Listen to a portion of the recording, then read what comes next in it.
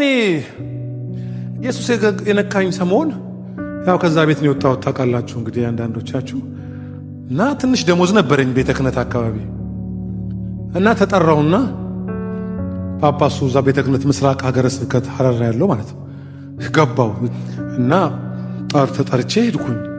ቦርዲንግ ስኩል ስለሆነ ያደግኩት ያ ቦርዲንግ ስኩል ደግሞ በኦርቶዶክስ ስር ነው ያደረው የነበረው ከሁለተኛ ክፍል ጀምሮ በቀኖና በዶግማ ነው ያደግኩት።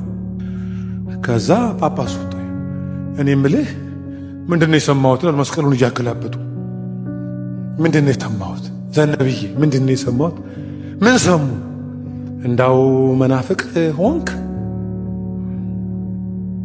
ልትክድ ትችላለህ ሲነካ ልትክድ እኮ አትችልም።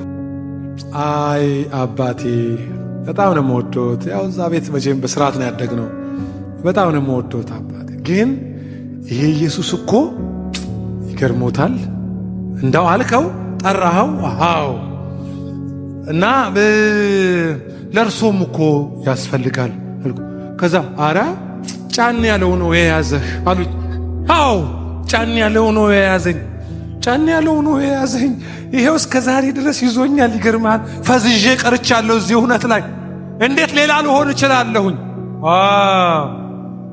በቃ እንግዲህ ብትመለስና ቅዳሴ ላይ በህዝቡ ፊት ንስሐ ብትገባ ካልሆነ ግን እንግዲህ ያው መጀመሪያው ምን እናደርጋለን ይቋረጣል አሉኝ። ይሄ እንትኑ ደግሞ ያን ሰሞን እኔ ማጣት ንጣት ግርጣት የጸጋ ስጦታዬ ነበር። ይገርማል የሚበላ ነገር እንደ ልብ ስላልነበር ያስፈልገኝ ነበር። ይገርማል እንደው ግን በእውነት የተገበስኩ አይደለም።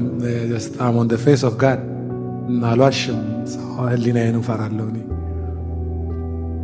በቃ አባ የሚቆም ከሆነ ይቁም በዚህ እውነት የሚቆም ከሆነ ሌላም ነገር ይቁም። በዛው መንገድ መናፍቅ ሆንኩ በዛው መንገድ መናፍቅ ሆንኩኝ። ሀገር አለን የምንገባበት ቦታ መጨረሻ አለን ተስፋ አለን ወፍ ዘራሽ አይደለንም። ወጣት የሚከተለው እምነትና ሃይማኖት አይነት ነገር አይደለም። ይሄ ጊዜ ሲመጣ መንግስት ሲቀየር የመጣ ሃይማኖት አይደለም። የዛሬ 2000 ዓመት መስቀል ላይ የሞተ ኢየሱስ ያለውና እሱ የጀመረው እምነት ነው።